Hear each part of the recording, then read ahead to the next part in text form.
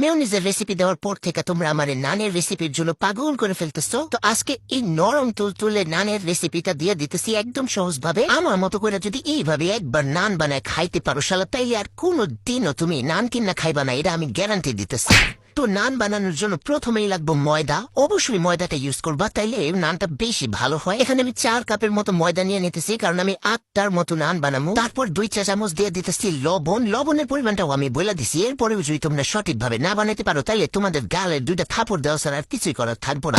Hey guys, কিছু মনে করো না, মজা করছি। তারপর 2 টেবিল চামচ দিয়ে দিতেছি চিনি। পারফেক্ট নান বানাইতে হইলে কিন্তু মেজারমেন্ট ঠিক রাখতে হইব। যদি উল্টাপাল্টা বেশি কম দিয়ে দাও, তাইলে কিন্তু হইব না। এরপর চিনির ডাবল করে দিয়ে দিতে হবে গুঁড়া দুধ। গুঁড়া দুধ নিয়ে কিন্তু কিপটামি করা যাইব না। 4 টেবিল চামচ গুঁড়া দুধ দিয়ে দিচ্ছি। কিপটামি না করে যদি গুঁড়া দুধ অনেক বেশি করে দিয়ে দাও, তাহলে কিন্তু নানটা খাইতেও সেই রকম স্বাদ লাগবো, সেই স্বাদ লাগবো। এখন নান বানানোর সবচেয়ে মেইন উপাদান ইস্ট। এটা দিয়ে দিতেছি। একজনে কমেন্ট করছে ইস্ট ছাড়া নান কিভাবে বানাবে। এই বলো, ইস্ট ছাড়া কি নান বানানো যায় নাকি? শুধু ইস্ট ব্যবহার করলেই হইব না, ভালো ব্র্যান্ডের ইস্ট ব্যবহার করতে হইব। 2 কাপ ময়দার জন্য 1 চা চামচ ইস্ট ইউজ করবা। তো এই জায়গায় আমি 4 কাপ ময়দা নিছি, তাই 2 চা চামচ ইস্ট ইউজ করছি। বেশ, আর কিছুই দিতে হইব না। এখন এই যে আমার বুইতে আমার হ্যান্ডউইচটা দিয়া ঘুটায় সবগুলো উপকরণে ভালোভাবে মিশাই নিতে হবে, যেন সব জায়গায় সমানভাবে সবকিছু ছড়ায় যায়। ঘুটায় মিশাই নেওয়ার পর এখানে কুসুম গরম পানি অ্যাড করতে হবে। অবশ্যই কুসুম গরম পানি, বেশি গরম হওয়া যাবে না। একটু ঠান্ডা হইলে সমস্যা নেই, কিন্তু বেশি গরম হওয়া যাবে না। সাবধান, অল্প অল্প পানি অ্যাড করে মুঠা নিতে হইব। তারপর আবারও পানি লাগে, আবারও পানি দিতে হইব। এটা নর্মাল যে ডো বানাই তার থেকে একটুখানি সফট হইব, স্টিকি হইব।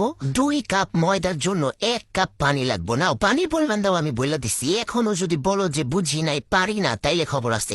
শালা আমার হাতের কি অবস্থা হয়েছে দেখো একবার। তো এই যে যখন একটু স্টিকি লাগবে, তখন এই জায়গার মধ্যে দিয়ে দিবা সয়াবিন তেল। 1 টেবিল চামচের মতো সয়াবিন তেল দিয়ে এটারে মাখাই নিতে হইব। তাইলে দিবা হাত থেকে সব ছুটতে গেছে। এই দেখো ডোটা কিন্তু এই যে এরকম স্টিকি হইব, একটু আঠালো হইব, নাইলে কিন্তু ডোটা ভালোভাবে ফুলবো না। এখন উপরে একটু তেল ব্রাশ কইরা 2 ঘন্টার জন্য রেস্টে রেখা দিব ঢাইকা। 2 ঘন্টার মধ্যে দেখো এটা ফুললা কতটুক হয়। এই দেখো 2 ঘন্টা পর ডোয়ের অবস্থা দেখো। তোমার ডোটা যদি পারফেক্ট ভাবে করতে পারো, তাহলে ঠিক এমনি ফুলবো। ফুলতে একদম ঢাকনার লগে লেগে গেছে, জায়গা থাকলে আরো ফুলতো।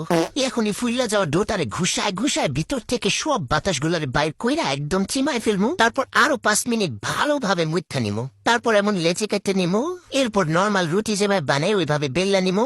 আবার নর্মাল রুটির মতো পাতলা করে ফেললো না। তোমরা তো সবাই জানো নান একটু মোটা থাকে, তো ওই রকম মোটা করে নিবা। এই যে এতটুক মোটা করতে পারো, এটা নানের পারফেক্ট সাইজ। নানটা বানানোর সাথে সাথে ভাজতে হইব, তো তার লেগে উপর একটু পানি ছিটাই দিলাম। পানি তোমরা নাও ছিটাই দিতে পারো, আমার ভালো লাগে লেগে আমি দিয়ে দিই। তো পানি ছিটানোর পরে দিয়ে দিতে হইব নানটা দিয়ে এটারে ঢাইকা দিতে হইব। মিডিয়াম টু লো আছে 1 মিনিট রান্না করার পর এই দেখো এটা ফুললে একদম বুদবুদ উঠে গেছে। এখন অপর পাশে উল্টাই দিতেছি, নাইলে আবার পুইরা যাবো। উল্টাইয়ার সাথে সাথে এটার উপরে বাটার ঘুষা মেজা দিতেছি, একদম চকচকা বানা লেতেছি। আর বাটার দিয়ে ভাজলে এটার অনেক সুন্দর একটা গ্রান আসে। তোমরা চাইলে তেল দিয়েও ভাজতে পারো, কোনো সমস্যা নাই। একইভাবে অপর পাশ উল্টায় এর উপরে বাটার ঘুষা দিতেছি। আর তারপর ইশালা নান একদম রেডি। সবগুলা নান এইভাবে বানাই নিছি। ওরিশালা এই নান যে কি সফট, মুখে দেওয়ার লগে লগে একটু মিলায় যায়, এত স্বাদের নান বানাইছি। যে কোনো কিছু দিয়ে এই নানটা তুমি খাইতে পারবা, এতই মজা হয়। একবার জাস্ট বানায় ট্রাই করো, গ্যারান্টি দিতেছি। এরপর থেকে তুমি কোনোদিন আর বাইরে থেকে কিনা খাইবা না, সব সময় বাসায় বানায় খাইতে বাধ্য হইবা।